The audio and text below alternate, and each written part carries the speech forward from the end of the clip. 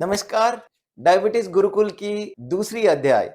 आज आपको हम बताएंगे इंसुलिन रेजिस्टेंस और प्री डायबिटीज के बारे में। प्री डायबिटीज डायबिटीज के जस्ट दहलीज पे जो शुगर के पेशेंट पहुंच जाते हैं, शुगर पेशेंट बनने से पहले, उसको हम प्री डायबिटीज बोलते हैं। और ये प्री डायबिटीज जो होती है ये इंसुलिन रेजिस्टेंस से होता है। और ये इंसुलिन रेजिस्टेंस और प्री डायबिटीज के बीच में काफी क्लोज रिलेशन होता है। इंसुलिन रेजिस्टेंस होता है कॉज और प्री डायबिटीज होता है जस्ट आपके दहलीज पे डायबिटीज नॉक कर रही है। अब मैं आपके शरीर में डायबिटीज बन के एंट्री कर रही हूं। अब हम समझने की कोशिश करते हैं प्री डायबिटीज क्या है और इंसुलिन रेजिस्टेंस क्या है। ये दोनों को समझेंगे और साथ में इसको किस तरह से कंट्रोल कर सकते हैं उसके बारे में भी बात करेंगे। अब इस पाठशाला के फिर से मैं बता रहा हूं, ये है प्री डायबिटीज और ये है इंसुलिन रेजिस्टेंस। अब हम प्री डायबिटीज के ऊपर बात करते हैं। तो प्री डायबिटीज जो है वो आपको कैसे पता चलेगा?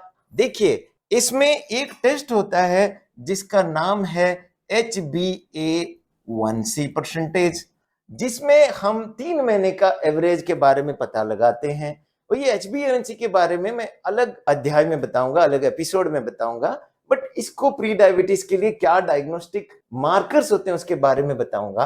तो प्री डायबिटीज जो है 5.7 से लेकर 6.5% तक जब HbA1c होती है, इस रेंज में हम उसे कहते हैं प्री डायबिटीज। और ब्लड शुगर क्या होता है? जो ब्लड शुगर होती है वो ब्लड शुगर यहाँ पे क्या होता है? 5.7 होता है 100 मिलीग्राम पर डेसीलीटर्स और 6.5 होता है 125 मिलीग्राम पर डेसीलीटर। ठीक है, मतलब आपका HbA1c अगर 5.7 से 6.5 है और आपकी ब्लड शुगर 100 से 125 है तो आप प्री डायबिटिक हो।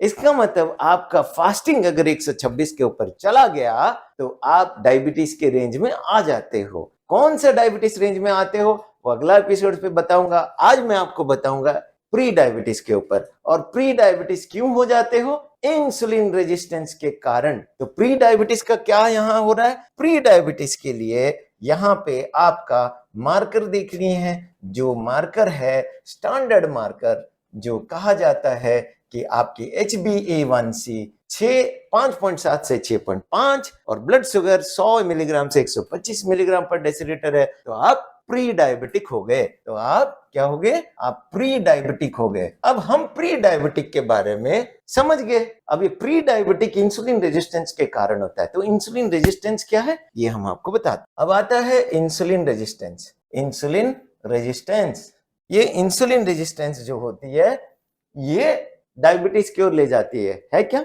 इंसुलिन का काम क्या है? इंसुलिन जो होता है वो एक चाबी है, एक चाबी है।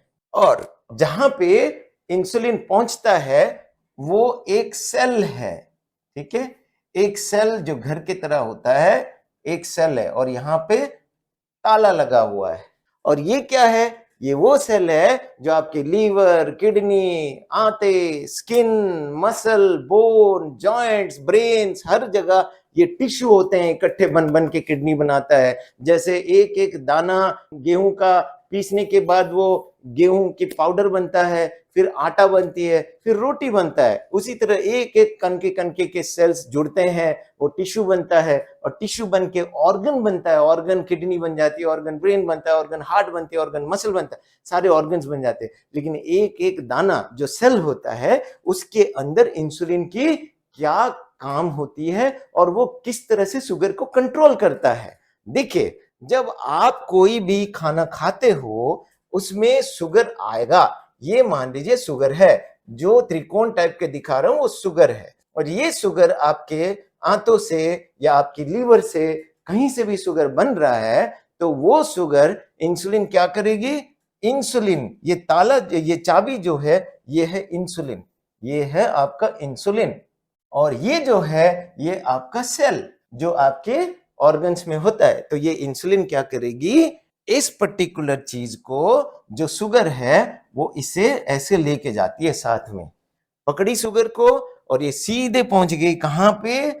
इस घर पे, और इस घर पे पहुंच के क्या करेगी, इस ताले को खोलेगी। इस ताले को खोलने के लिए क्या करना पड़ेगा, ये इंसुलिन जो है ये चाबी यहां घुसाएगी। जैसे चाबी घुसा के खोल देगी तो दरवाजा खुल जाएगा।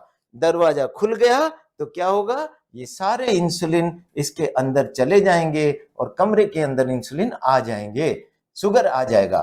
कमरे के अंदर एक इंसुलिन के जरिए जब वो दरवाजा खोल देता है तो सारे शुगर उस सेल के अंदर आ जाएगा, और वो सेल के अंदर जब शुगर आएगा तो वो आपको एनर्जी के रूप में बदल देगा, और वो एनर्जी आपको ताकत देगा। ये होता है नॉर्मली जिनमें शुगर कंट्रोल्ड रहता है। तो जब तक आपको शुगर नहीं हुआ, आप शुगर के मरीज नहीं है, तो क्या हुआ, एक चाबी एक ताला और जितने सारे शुगर की मॉलिक्यूल्स हैं वो सेल के अंदर गए और प्रॉपर तरीके से वो एनर्जी में बदल गया।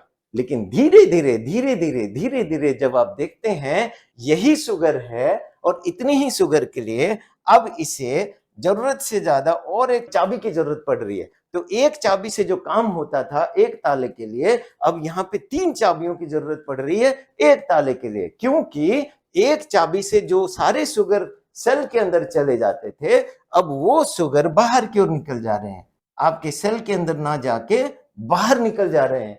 कुछ अंदर जा रहा है और कुछ बाहर निकल जा रहा है, और ये जब बाहर निकल जाते हैं तो इसकी अपनी साइड इफेक्ट्स होने लगते हैं। क्या साइड इफेक्ट्स होता है, क्योंकि यहां पे जब एक चाबी इतने सारे शुगर को लेके पहले जा पाता था और उसको एनर्जी में बदल देता था, अब वो एक चाबी इतने सारे शुगर को लेके एनर्जी में बदलने में सक्षमता नहीं रख रहा है, क्योंकि चाबी पूरी तरह से ताला को नहीं खोल पा रहा है। तो जितनी स्पीड से शुगर घुस रहे हैं उतनी स्पीड से बाहर से निकल जा रहे हैं। फिर शरीर क्या करेगी, पैंक्रियास को बोलेगी और इंसुलिन निकालो, मतलब और चाबियां दो। तो ये और 2 चाबियां आ गए हैं, और ये 2 चाबियां आके इंसुलिन पकड़ के 3-3 चाबियां इस रूम को खोलने की कोशिश कर रहे हैं, और फिर शुगर कंट्रोल हो रहा है।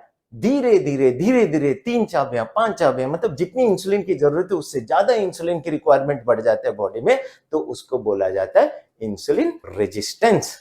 मतलब एक इंसुलिन से जब शुगर की बहुत सारे मॉलिक्यूल्स एनर्जी में बदल जाते थे, अब वो धीरे धीरे फेल होने लगते हैं, तो 2 मॉलिक्यूल 3 मॉलिक्यूल 4 मॉलिक्यूल ऐसे ml ऑफ ml इंसुलिन की रेट बढ़ जाती है, तो वो शुगर उतना अंदर जाता है। अगर वो इंसुलिन लेवल ना बढ़े तो शुगर बाहर की ओर निकल जाती है। शुगर बाहर की ओर निकलती है तो पेट का साइज बढ़ाता है, थकान देता है, जो डायबिटीज की सिम्टम्स होती है, मुंह सूखना, बार बार पेशाब जाना, बार बार इन्फेक्शन होना, वजन घट जाना, पेट की साइज बढ़ना, ये सारी चीजें इंसुलिन रेजिस्टेंस की ओर ले जाती है। तो आज जो मैं आपको बताया इंसुलिन रेजिस्टेंस का मतलब टेक होम मैसेज, कि जहां पे कम इंसुलिन में ज्यादा शुगर कंट्रोल होता था, अब उतनी ही शुगर कंट्रोल करने के लिए बहुत ज्यादा इंसुलिन की रिक्वायरमेंट हो जाए तो उसको इंसुलिन रेजिस्टेंस बोलते हैं। अगले एपिसोड में, अगले अध्याय में, इसी गुरुकुल में आपको इंसुलिन रेजिस्टेंस की क्या सिम्टम्स होती हैं, क्या साइंस होती हैं, कैसे आप समझ सकते हैं कि आपको इंसुलिन रेजिस्टेंस हो गया और आप डायबिटीज की ओर बढ़ते हो, उसके बारे में बताऊंगा और आपको उसमें इलाज भी बताऊंगा। थैंक यू, फिर मिलेंगे।